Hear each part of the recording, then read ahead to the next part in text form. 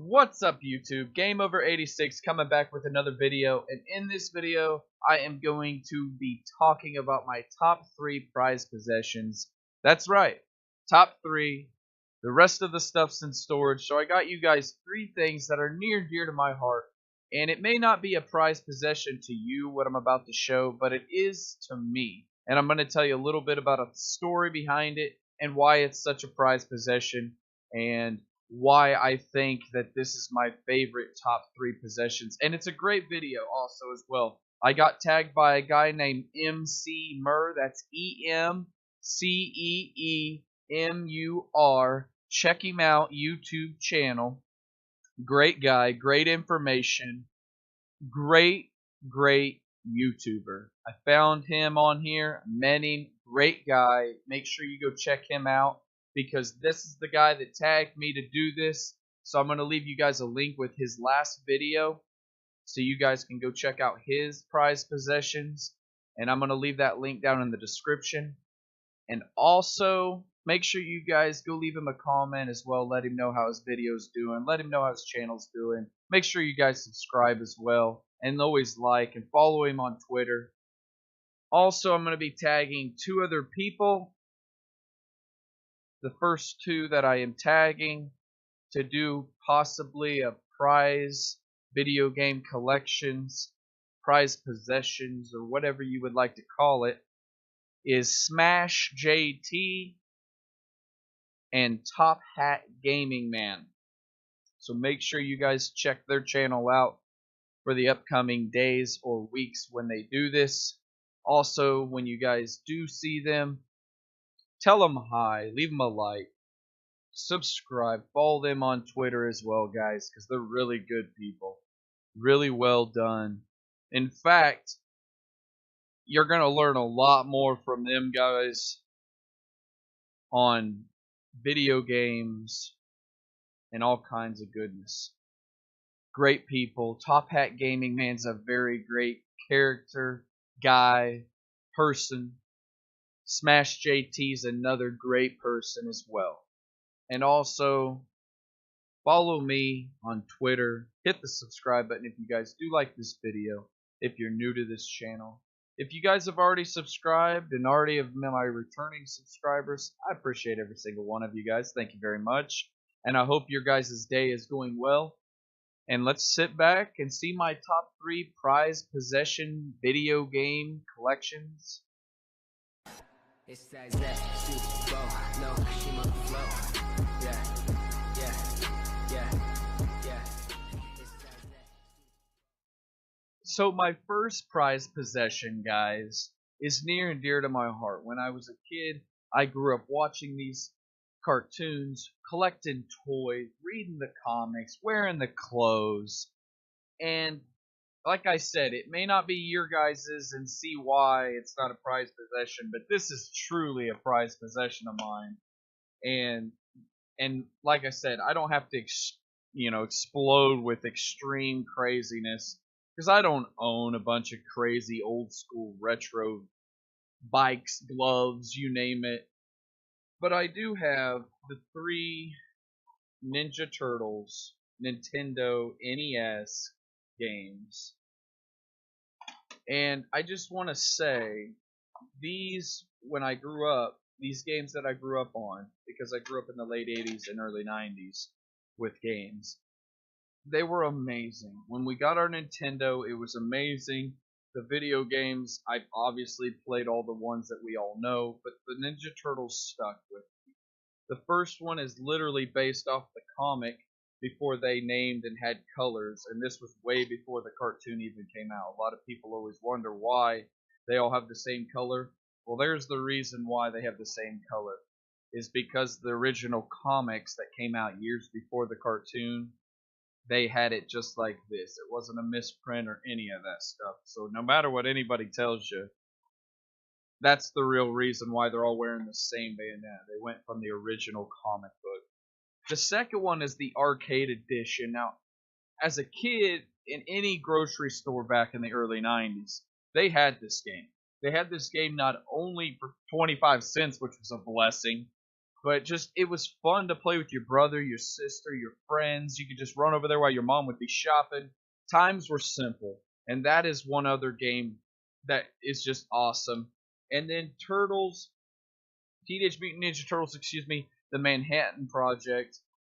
Did I say the Manhattan Project?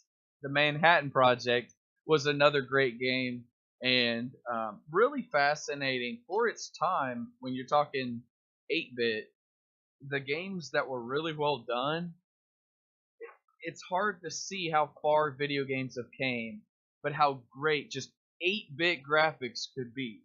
And and a lot of that is just so fascinating and so unique that we could come from that type of graphics. And I know the ColecoVision, Atari, and the Commodore 64 and whatnot was beforehand, but it's just unique that we came this far with graphics when we started out with them types of games.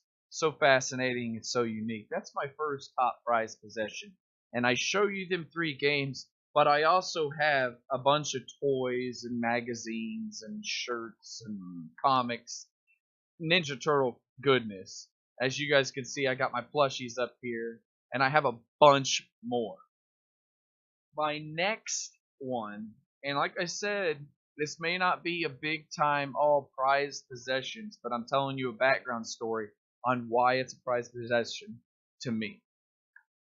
And that is the Nintendo GameCube Wavebird wireless controller. This controller has an adapter. Obviously, it was ahead of its time. Nintendo's always been so unique and so fascinated when it comes to controllers. And this is hands down my favorite controller. Obviously, I'm going to leave a little pin note up here if you guys want to go check out my top gaming controllers. I put this up there with just the best fascinated. You could play this controller all the time and it wouldn't break.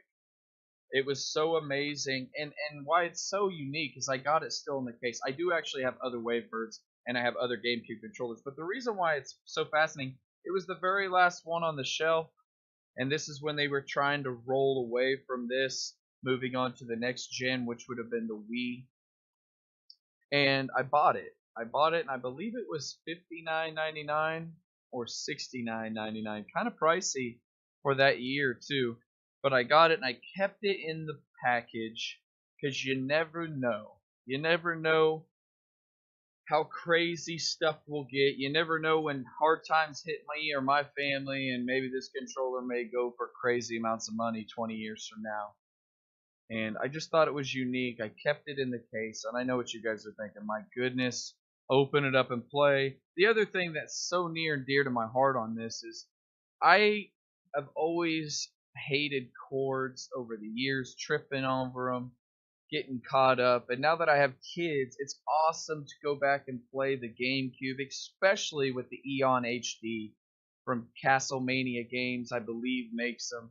I bought it and I've showed it in my other videos. So this controller is awesome because you don't have to worry about tripping over cords, and there really is no lag in it. So it makes it very unique, very fascinating, and that is my second top prize possession. And down to my last prize possession, and this one means a whole lot more, but it is the Sega Genesis that I got Christmas with my brother when I was 6 years old. I think it was 1991 or 92.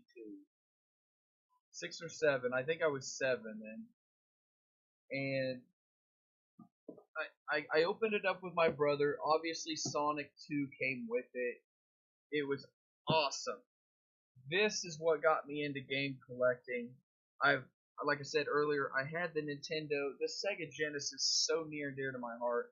It was one of the first consoles that I was old enough to understand as a child and got into playing. And it opened up such a vast, and I'm sorry to sound so different on the mic, but it opened up such a vast of creativity and characters when it comes to 16, or excuse me, when it came to the consoles changing over from, we're talking 8-bit to 16-bit. It changed the whole world with Sega. Sega was so unique, so fascinating, and the games on there were different than what anybody thinks. So we're talking all kinds of the favorites between your Sonics, the Echo the Dolphin. We got all kinds. The X-Men, we got stuff for Shinobi, Jurassic Park. I mean, any games you guys can think of, Madden, NFL football. We got all kinds of crazy stuff that came with this game. Ren and Stimpy, Toe Jam and Earl, Charles Barkley, Shut Up and Jam. Just so unique. And it seemed like instead of Nintendo making the childhood friendly games, which were great, the Sega was so near and dear because they made games that were just so intriguing and so different that what all the kids in my era that grew up gaming on consoles were lacking or that needed. And that to me is why that's my number one thing. And like I said, I ain't got nothing crazy collectible big time wise. And I got a lot of stuff in storage. But I'm glad that MC Merv tagged me to do this. This is great. This has been fun. I enjoy doing stuff like that, and I look forward to the future of doing more things, not only with MC Mer, but with anybody else that's down to doing stuff, to not only growing our channel as a whole and a community as YouTube, but to also reaching out to people, fans, with information, entertainment, and stuff that they just would love to watch, read, learn, possibly explore, and meet new people, because that's what this platform's about.